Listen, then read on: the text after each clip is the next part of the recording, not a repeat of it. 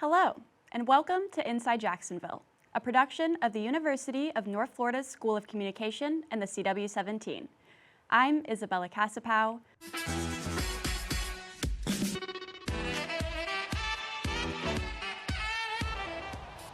Hello, Ospreys. Welcome to an international news update on Inside Swoop and 90. I'm Bella Casapao, here to give you the Inside Scoop on Inside Swoop.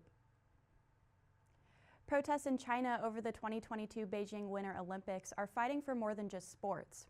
The U.S. says the internment of over 1 million Uyghurs in China is a genocide.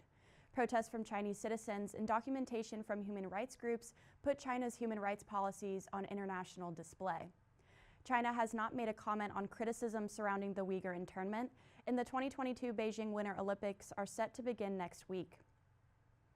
In other news, U.S. Secretary of State Antony Blinken warns of changing tactics following nuclear talks with Iran officials on Thursday. If Iran does not comply with the 2015 Vienna Accord, it will have the means to build atomic weaponry, according to Blinken.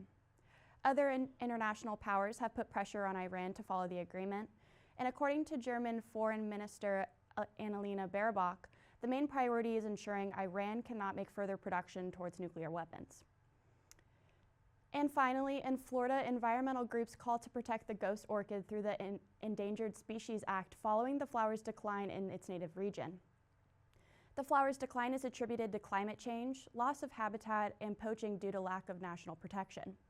There are only 1,500 ghost orchids left in Florida, and the species has declined by nearly 50%, according to U.S. Fish and Wildlife Service. Hello, Ospreys. Welcome to an edition of Florida Wrap-Up on Inside Swoop and 90. I'm Bella Casapao, here to give you the Inside Scoop on Inside Swoop. President Biden calls for stricter gun laws amid the 4th-year anniversary of the Parkland shooting.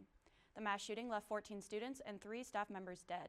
Despite Biden's push for change, Congress fails to pass any gun control legislation. Banning assault weapons, extensive background checks on all gun sales, and limiting ghost guns without serial numbers are all laws Biden is proposing. In other news, a vacant Miami-Dade jail was used in January as a COVID-19 ward for positive inmates. The main correction facility in Miami is overpopulated. However, inmates report mold in showers, inedible food, and frigid temperatures inside the facility. The Miami-Dade mayor says the Internal Services Department is looking into the jail to, quote, ensure standards are being met.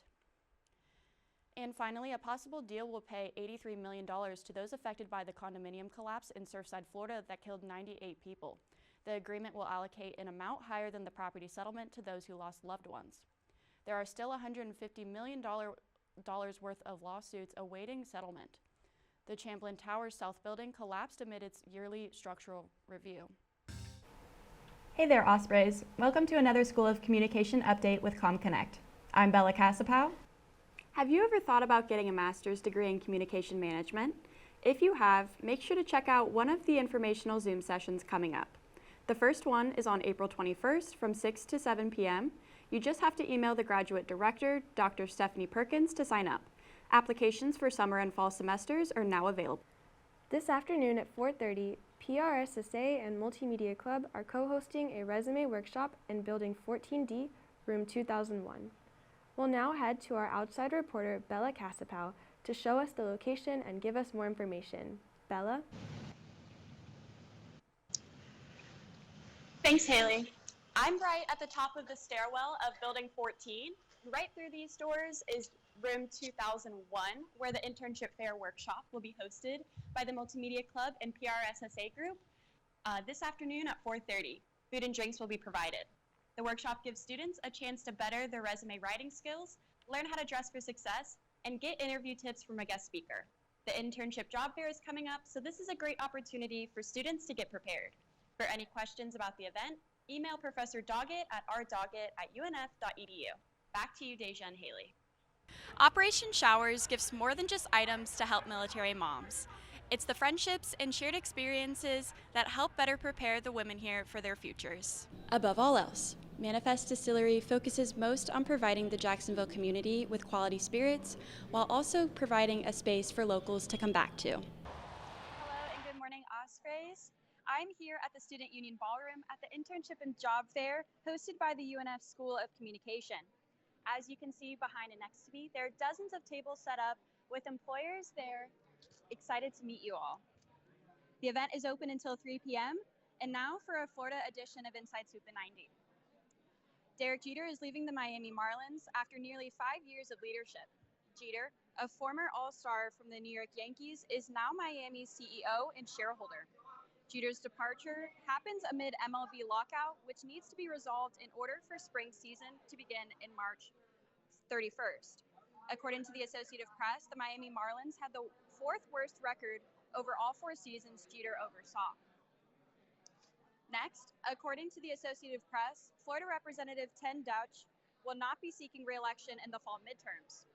Deutsch represents southern Florida areas, including Palm Beach and Broward counties. Deutsch said he is accepting a CEO offer from the American Jewish Committee in New York City. Deutsch pushed for stronger gun control legislation in his county following the Parkland school shooting in his district. And finally, according to the American Library Association, officials, book bans have, quote, reached levels not seen in decades, end quote. Amid Florida's recent Don't Say Gay law, Orange County School Board voted to remove graphic novel, quote, Genderqueer, a memoir, from shelves. According to the Associated Press, Stefana Farrell, a mother in the school district, founded the Florida Freedom to Read project, which focuses on challenging bans on books in the state. Thanks for tuning in, Ospreys, and we'll be back soon with another update. Hey there, Ospreys. I'm reporting live from the Jacksonville Jumbo Shrimp Stadium, where the new season of baseball will be starting. Now into this edition of Russia-Ukraine News Update. According to AP, Russia faces backlash over the hundreds of Ukrainian civilians found dead near Kiev following the withdrawal of Russian forces from the area. Ukrainian President Volodymyr Zelensky leaves Kiev to travel to Burka, where he says Russian forces committed war crimes and genocide. Many corpses' hands were tied or bodies were severely burned, AP reports, and Ukrainian officials believe victims were tortured before they were killed. According to Ukrainian officials, over 410 bodies were found in towns surrounding Kiev. In other news, AP reports that the U.S. is seeking to suspend Russia from the UN Human Rights Council amid findings Russia committed war crimes in Burka. The UN General Assembly in New York must have support from 2/3 of the member countries in order to suspend Russia from the Human Rights Council. U.S. Ambassador Linda Thomas Greenfield argues Russia should not be a member of the council if Russia continues to, quote, subvert every principle it seeks to protect.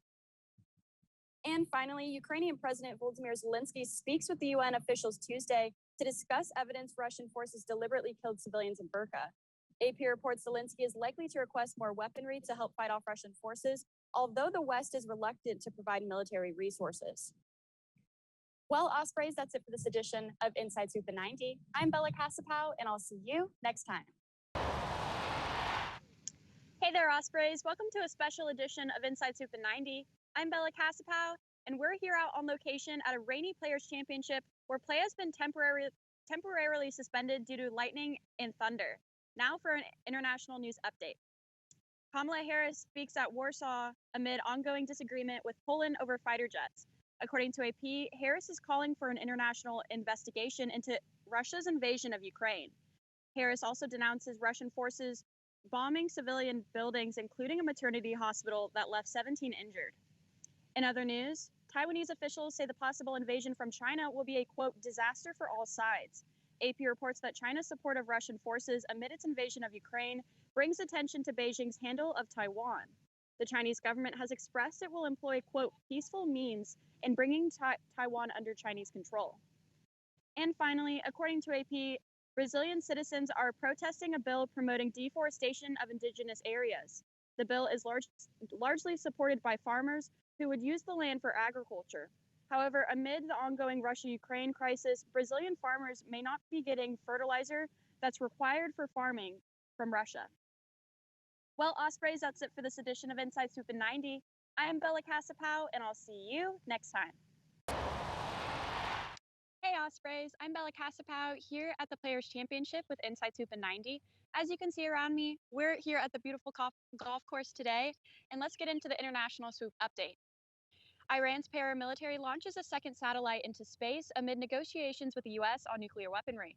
AP reports that Iran officials say the satellite has no military capabilities. US officials say the satellite can be beginning steps towards possible ballistic weaponry. In other news, 6 US government computer networks are compromised following hacks led by the Chinese government.